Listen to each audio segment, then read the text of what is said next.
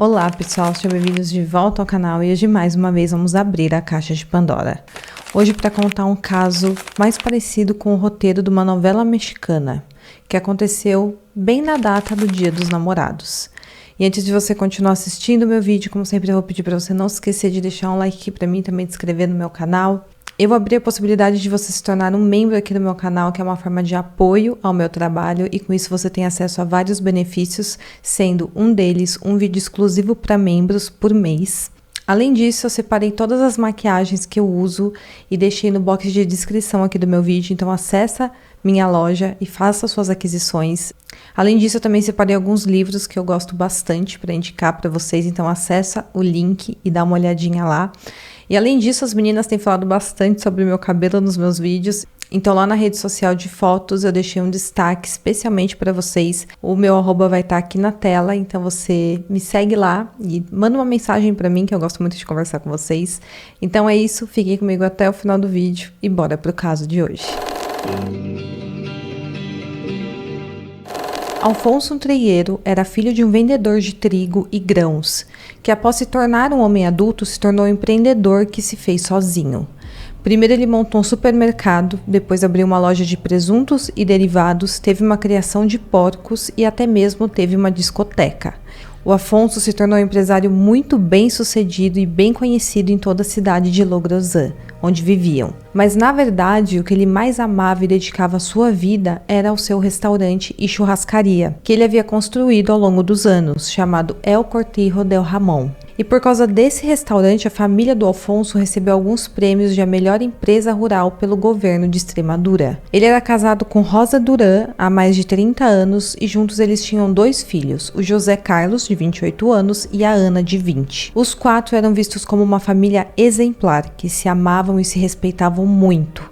Eles moravam juntos em uma casa bem luxuosa de 3 andares construída pelo Afonso. E ele morava em Logrosán, e Logrosán é uma pequena cidade localizada na província de Cáceres, na Espanha, e o local é aquelas típicas cidadezinhas de interior, tendo uma população estimada em menos de 2.000 habitantes, que em sua maioria vivem em casas rurais, onde fazem plantio e criam animais para consumo. Por conta de ser uma cidadezinha tão pequena, todos se conhecem, e lá era considerado também um local muito seguro, já que poucas coisas aconteciam ali. Como resultado, por um tempo, a cidade desfrutou de uma reputação como um local extremamente bom para se morar, com baixa incidência de ocorrências indesejadas. A criminalidade era praticamente inexistente. Roubos também eram extremamente raros e conflitos entre vizinhos eram eventos pouco frequentes. Então a população local tinha pouquíssima preocupação com esse tipo de coisa. Tudo isso mudou na madrugada anterior ao Dia dos Namorados, em 14 de fevereiro de 2011. A rotina serena de Logrosán foi interrompida quando a polícia recebeu uma ligação da Rosa Durán, afirmando que homens haviam invadido a sua casa e atirado em seu marido. Nessa ligação, que ocorreu às 3h09 da madrugada, a Rosa gritava muito pedindo ajuda para salvar a vida do seu marido, e ela dizia que o seu filho, o José Carlos, estava tentando conter o ferimento para tentar conseguir salvar a vida do pai. Uma equipe da Guarda Civil e paramédicos foram enviados imediatamente para a casa da família, que ficava localizada no número 18 da Avenida Hernandes Serrano, e quando o serviço de emergência chegou ao local, o Alfonso ainda estava vivo e tentava balbuciar algumas palavras, porém ele não conseguiu. Ele foi levado para o hospital, mas infelizmente o disparo certeiro que ele recebeu na lateral direita do peito, quase a queima-roupa, foi fatal, e ele não resistiu. Logo a cidade toda ficou sabendo o que tinha acontecido com Alfonso, afinal todos o conheciam, e isso causou um grande impacto naquela pequena cidade, que há tantos anos viviam uma vida pacata e de paz. Em depoimento, a Rosa afirmou que estava dormindo no quarto com ele e que acordou com um barulho muito alto por volta das 3 horas da manhã e também com um flash. Ela falou que começou a gritar pedindo ajuda ao filho. O filho então foi até o quarto dos pais, viu o que tinha acontecido, que o seu pai tinha levado um disparo. Ele então voltou para o seu quarto, pegou uma arma que estava guardada e desceu as escadas correndo, tentando tentando alcançar o invasor. E nesse momento ele viu que a porta da casa estava aberta. O José Carlos confirmou o depoimento da sua mãe e ainda acrescentou que ao olhar para fora, viu o invasor correndo para dentro de um Hyundai vermelho que tinha uma placa bem velha. O José falou que tinha memorizado os números da placa e informou aquela placa para a polícia. Ele também foi capaz de fornecer alguns detalhes dos suspeitos que estavam no carro. Ele falou que no banco do motorista estava uma mulher loira e ao lado tinha um homem branco de meia idade. A Ana, outra filha do casal, não estava na casa quando tudo aconteceu porque ela tinha voltado para o dormitório da faculdade no dia anterior, onde ela ficava mesmo morando de segunda a sexta, e ela só voltava para casa dos pais de final de semana. E como aquele crime aconteceu de domingo para segunda, ela já não estava mais na casa. Ela já tinha ido para o seu dormitório da faculdade. O caso inicialmente foi tratado como sendo um latrocínio, que seria um roubo seguido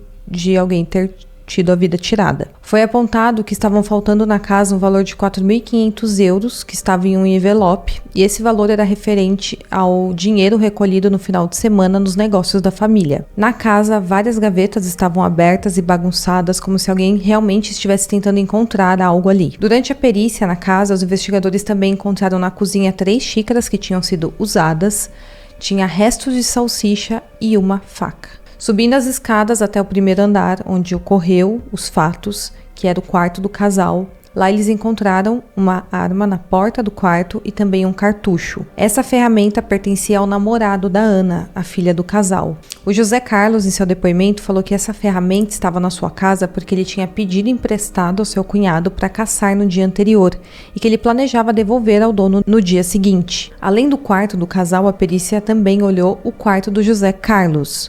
Ali eles localizaram outras 2 ferramentas e diversas cartas de cartuchos em uma das prateleiras. Alguns desses cartuchos eram azuis, como o que tinha sido encontrado na cena do crime. A perícia forense examinou toda a casa por volta de 16 horas seguidas, vasculhando cada parte ali da cena, colhendo várias impressões digitais, pegadas, amostras de DNA e restos de pólvoras, totalizando ao todo 126 evidências. E entre essas evidências estavam a roupa da Rosa e a do José Carlos. Eles também recolheram os lençóis das camas e a espingarda usada para tirar a vida do Alfonso. Mas logo no início, alguns detalhes na casa começaram a chamar a atenção dos investigadores. Esses detalhes eram coisas bem sutis, mas elas foram essenciais para solucionar o caso. A princípio, foi notado que mesmo afirmando que a porta da casa estava aberta, não havia sinais de entrada forçada, nem na porta e nem na janela. O que deu a entender que a pessoa que tinha invadido provavelmente tinha as chaves,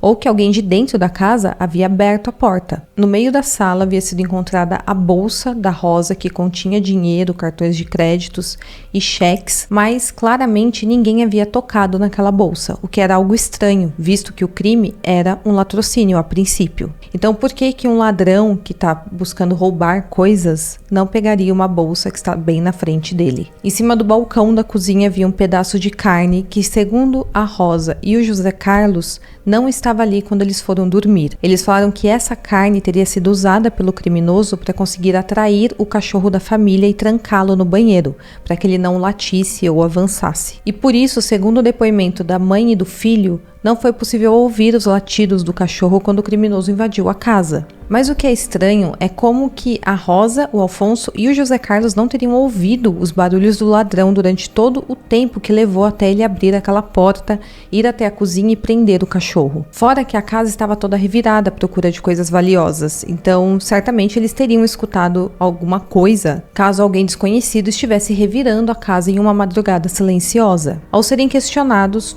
a Rosa e o José Carlos lembraram de um fato estranho que tinha acontecido na noite anterior. Segundo eles, antes de irem dormir, os 3 teriam tomado um copo de leite com chocolate. E eles falaram que eles sentiram um gosto estranho naquela mistura, um gosto meio amargo. Mas mesmo assim, eles falaram que tomaram todo o leite. Então, eles falaram para os investigadores que possivelmente o criminoso havia acessado a casa antes de tudo, e colocado algum sonífero no leite deles, para que naquela noite eles tivessem um sono bem pesado. E por isso que os 3 que estavam na casa não teriam ouvido nada durante o crime, e só tinham acordado com o som do disparo. Embora fosse plausível essa possibilidade, havia alguns pontos que ainda não se encaixavam. E como o caso era o único naquela cidade tão pacata, 25 departamentos da Guarda Civil foram escolhidos para investigarem o caso. A primeira coisa a ser checada foi a placa do carro e também os suspeitos vistos pelo José Carlos naquela noite, já que era a pista mais sólida que eles tinham até o momento. Eles conseguiram localizar a placa informada pelo José e o carro era da sua vizinha da casa da frente. A descrição dos suspeitos também era condizente com as dos vizinhos. Por isso, um exame forense foi realizado naquele veículo e também nos 2 suspeitos, mas não foi encontrada nenhuma evidência de pólvora neles ou algo que ligasse eles ao crime. A vizinha afirmou que realmente naquela noite ela tinha saído com o carro, com o marido dela, mas que eles só estavam dando uma volta pela cidade. Ainda que fosse de madrugada e algo bem esquisito de se fazer, era isso que eles estavam fazendo. A polícia conseguiu confirmar que não havia envolvimento deles no caso e os 2 vizinhos foram liberados. Mas talvez o ponto crucial da investigação foi a arma do crime. Isso porque ela já estava dentro da casa. A balística comprovou que o Afonso teve a vida tirada pela ferramenta que pertencia ao Alberto, ao namorado da Ana, aquela que tinha sido emprestada ao José Carlos um dia antes dos fatos para ele caçar. Na pequena cidade, ter esse tipo de equipamento para caçar era algo bem comum, mas o que era bem comum nesse caso era que supostamente um desconhecido tinha invadido a casa, localizado aquela ferramenta, atirado no Afonso e largado aquela arma dentro da casa. Por que um ladrão entra numa casa sem levar a sua própria arma? Ou então, caso ele encontre uma ferramenta dentro da casa, por que ele não levou aquela ferramenta com ele? E o mais importante, como ele sabia onde aquela ferramenta estava? Durante os 4 meses seguintes, a família continuou a gerir os negócios da família e ninguém suspeitava que a mãe e o filho tivessem algo a ver com isso. Mas com essas evidências, a polícia começou a suspeitar que talvez alguém de dentro da casa teria feito isso, e que talvez teria sido o Alberto e a Ana. A polícia começou a trabalhar com a possibilidade da Ana ter voltado para o dormitório da faculdade, e o Alberto, que sabia que a arma estava na casa, teria usado para tirar a vida do sogro. E o motivo seria porque o Afonso não era totalmente de acordo com o relacionamento da sua filha. Na verdade, o Afonso sempre deixou isso muito claro, que ele não gostava do namorado da filha dela. Tanto que o Alberto nunca sequer foi convidado para entrar na casa da família da Ana. Para a polícia, essa era a hipótese mais plausível, porém ainda teriam que confirmar e coletar mais provas. E então, logo de início, o Alberto apresentou um álibi que comprovou que ele não tinha saído de casa durante toda aquela noite e a Ana também não estava nas proximidades. Então, por não haver provas contra os 2, eles foram descartados. Mas ainda assim, para a polícia, alguém de dentro ou de perto da família havia feito aquilo. Eles então começaram a investigar mais a fundo a vida perfeita da família. E eles descobriram coisas que ninguém imaginava. O Afonso Trigueiro tinha várias empresas consideradas de sucesso. Ele pagava os funcionários sempre em dia, mas na realidade ele estava com uma dívida muito grande em empréstimos. Tudo isso para continuar mantendo as aparências das suas empresas.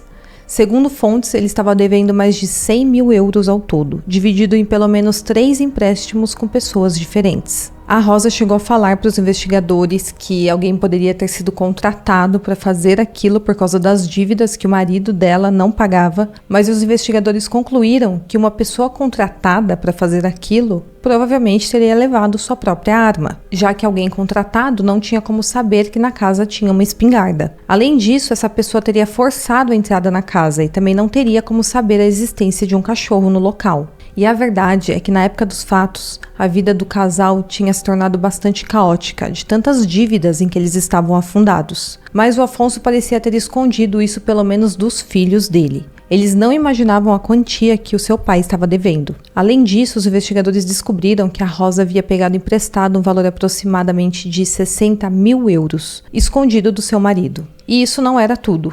Eles também descobriram que a família, na verdade, vivia apenas de aparências e que, embora todos achassem que eles eram uma família perfeita, Dentro das paredes da casa, eles eram completamente diferentes. O Afonso mesmo não era um marido fiel. Na verdade, ele havia tido vários relacionamentos extraconjugais desde o início do namoro com a Rosa até o casamento deles, e ela sempre soube. Porém, com o passar do tempo e pouco antes dos fatos, ele estava piorando bastante, porque ele tinha começado a frequentar lugares inapropriados, como bordéis. E em seu celular ele também tinha o costume de guardar diversas fotos de mulheres seminuas. Quando a conclusão da perícia saiu, as coisas se complicaram ainda mais. Isso porque nenhuma impressão digital de um desconhecido foi encontrado na casa, nem nas xícaras que a Rosa alegava que o criminoso havia colocado algum sedativo, e nem na ferramenta do crime. A conclusão da perícia apontou que todas as gavetas que haviam sido reviradas também só havia uma única digital, que era da Rosa Duran. O cartucho da bala disparada no crime também tinha o DNA da Rosa. A arma do crime tinha somente o DNA do José Carlos. Além disso, o pijama que o José Carlos usava naquela noite tinha evidências de pólvora. Ele tentou explicar que no dia anterior ele tinha ido caçar javali e que tinha usado aquele pijama por baixo da sua roupa e por isso tinha vestígios de pólvora em suas roupas. E também por isso que seu DNA estava na espingarda. Mas os investigadores conseguiram algumas fotos do dia da caça e era bem evidente que o José Carlos não estava com nenhum pijama por baixo das suas roupas. O lençol da cama também tinha vestígios de sangue do lado onde a Rosa dizia que estava dormindo, porém, estranhamente, na roupa dela não tinha nenhum respingo. Se o marido dela tivesse levado um disparo ao lado dela enquanto ela dormia, era muito provável que a roupa dela teria ficado toda suja. E o fato de estarem completamente limpas significava que ela já estava em pé quando o disparo foi feito. Além disso, começaram a achar muito estranho José Carlos ter visto uma ferramenta no chão do quarto, na porta do quarto dos pais dele, que era onde estava, e ao invés de pegá-la,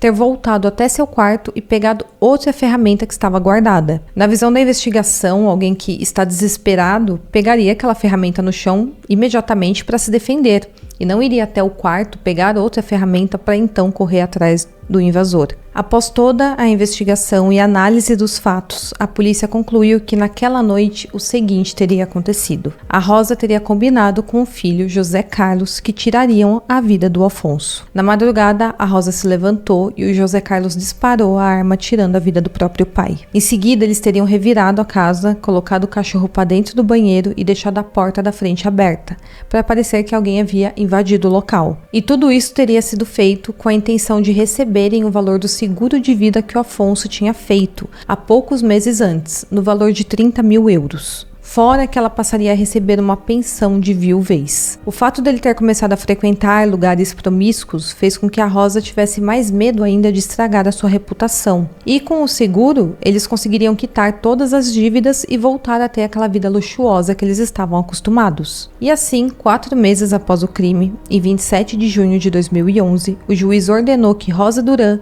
e José Carlos fossem presos, acusados do homicídio de Afonso Trigueiro. Embora houvesse muitas provas contra os dois, a família e a comunidade em geral se recusavam a acreditar que eles de fato haviam feito aquilo. Durante seus depoimentos perante o juiz, os suspeitos caíram em uma infinidade de contradições e também acusações mútuas. José Carlos, por exemplo, garantiu que as discussões que ocorriam dentro da família eram uma constante devido à infidelidade do seu pai. Já a Rosa dizia que discussões nunca ocorriam na casa porque os dois tinham um casamento muito feliz. Porém, após todas as provas demonstradas, incluindo impressões digitais e DNA, não tinha saída. Eles foram colocados em prisão provisória. Dentro da prisão, José Carlos decidiu contar outra versão dos fatos, afirmando que ele não tinha qualquer envolvimento. Ele disse que havia mentido, dizendo que tinha sido um assalto porque sua mãe o tinha convencido antes da polícia chegar que era um assalto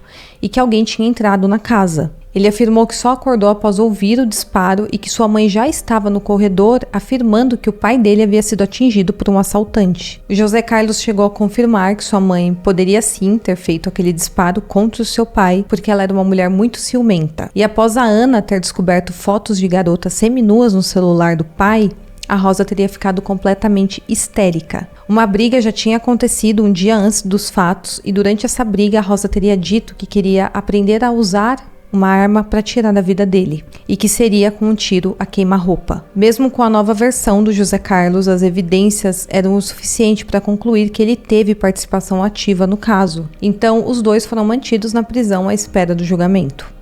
O Ministério Público pediu pena de 20 anos de prisão para cada um e uma indenização de 200 mil euros para outra filha do casal. E no verão de 2012, ambos conseguiram liberdade após pagarem uma fiança de 45 mil euros cada.